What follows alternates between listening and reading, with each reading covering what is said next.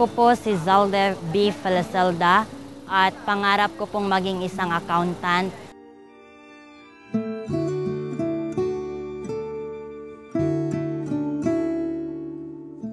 Ang aking magulang po, magsasaka lang sila, walang regular na trabaho. Bali sa 3 buwan, nakakalikom po kami ng 25 to 30 sacks. Gusto kong makatulong sa aking pamilya. Gusto kong maiahon sila sa hirap na aming naidarama ngayon.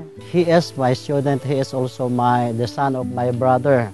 The grades that I gave to Saldi in English, which is 95, but that is really the worth of Saldi as far as English is concerned.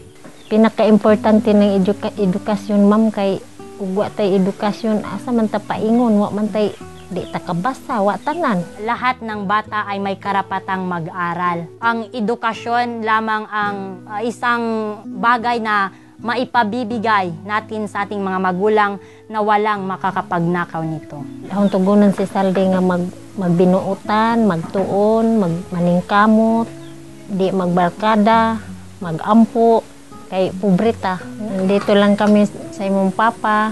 I love you, anak.